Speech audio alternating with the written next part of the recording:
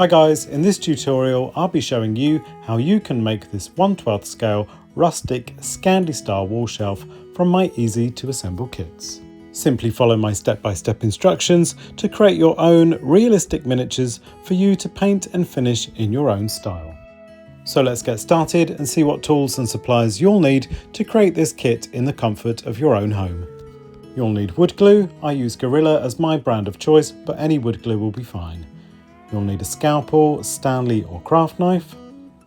You'll also need toothpicks or cocktail sticks. You'll need a range of sandpapers in varying grits, anything from about 100 to 150 grit, and then a much finer paper at about 180 grit. You'll need a range of paintbrushes like this in varying sizes. Some of these frayed ones are really good for wood grain effects, and we'll come on to that later. And you'll also need a range of acrylics for a base coat. I'm using this range of browns, and then I'm painting my top coat a red, so I've got this range of red and rust colours. So this is how your wall shelf pieces will be supplied in this pre-cut sheet, and we're simply going to take our Stanley or craft knife and cut through the small tabs which are holding these in place.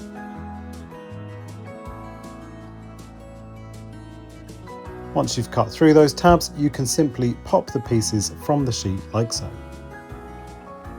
Now you'll notice once you've cut these pieces from the sheet, the tiny tabs that we cut through to remove them are still showing, so I would take a fine grit sandpaper and just sand these flush.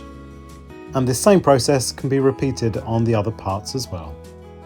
Once you've sanded all your pieces, I would lay them all out and make sure everything's present and correct. You should have two sides, a top, varying shelves in the middle and a fretwork cut piece for the bottom. So for construction, I'm going to take one of the sides of this wall unit and I'm going to add a small dab of glue into each of these holes, which will eventually take the tabs from the shelves. Each of the middle shelves can simply be pushed into place like so, and we're going to repeat the same process on the other side of this wall unit. Once you're happy with the position of the shelves, you can simply sit the wall unit on its side and apply a small amount of pressure and wipe off any excess glue. Now, while this is still wet, I would recommend you use something like this cutting mat with this grid mark, and I like to set this on the lines so I can make sure this is square while it's drying. Once this has dried, you can then take a cocktail stick and apply a small amount of glue to these two back cutout sections, and we're going to be adding this fretwork section which simply slots between those two cutouts.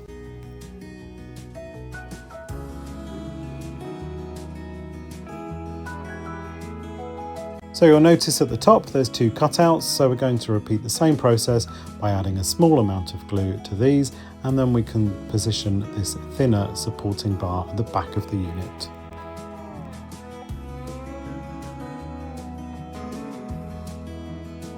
Simply position this in place, and once you're happy with its location, you can remove any excess glue with a cocktail stick or toothpick. Now taking our larger top shelf, I'm going to be sanding the edges of this to create a rounded look. So I like to keep the sandpaper flat. I keep the piece at about 45-degree angle, and as you can see, I'm sanding along the underside of one of the long edges. I'm going to repeat that on the two short edges too, like so. Now I've decided just to sand one of the underside edges, but you could alternatively do both and have this either way. I'm going to keep the sanded section on the underside and position this on the wall shelf like this.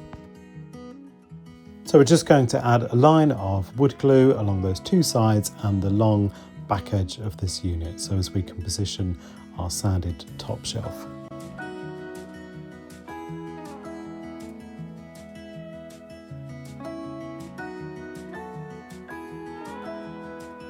So just make sure this is centered from left to right, and you can also make sure it's flush at the back. Remove any excess glue with a cocktail stick and just set this aside to dry.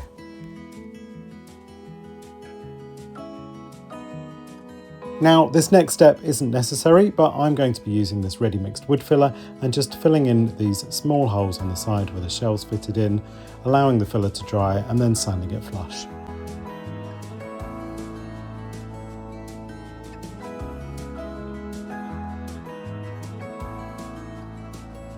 So that's construction of your wall shelf completed, and it's now ready for its first coat of paint. I'm using this range of brown acrylics in various tones, and I'm going to be mixing a kind of mid-brown for a base coat all over. As with all of my kits, I always recommend one single coat for any of these flat areas, and any of the edges which are lasered or burnt, I would suggest probably 2 coats of paint just to make sure that you blank these out.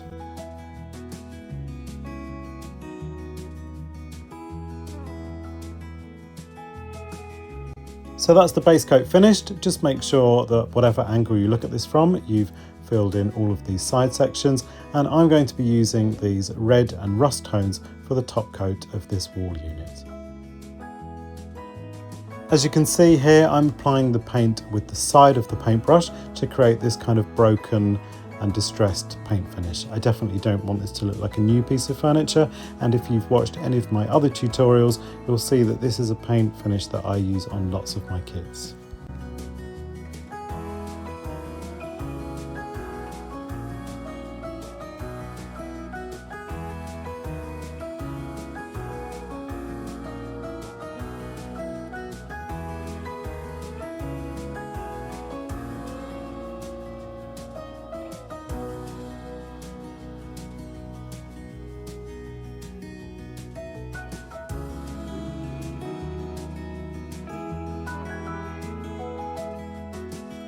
So that's the painting completed on this piece, and once it's dry I'm going to be taking my medium or fine grit sandpaper and just sanding off some of these edges of the fronts of the shelves and down the side of these fretwork pieces too.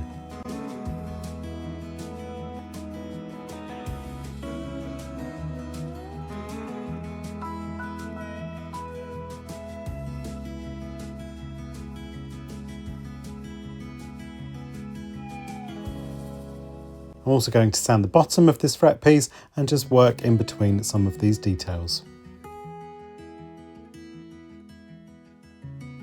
As you can see, in a couple of simple steps, we've created a really convincing weathered and distressed paint finish. Now, finally, I'm going to mix a brown and black acrylic diluted mix and just add some detail in some of the areas where a bit more muck and grime might have collected over time.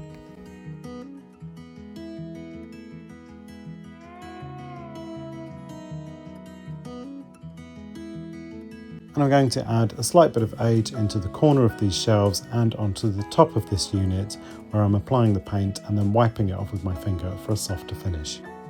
That's your Scandi Style Wall Shelf completed, and you can display this however you like. I've designed a range of miniature kits, so this and others are available to purchase through my website steveputnam.com.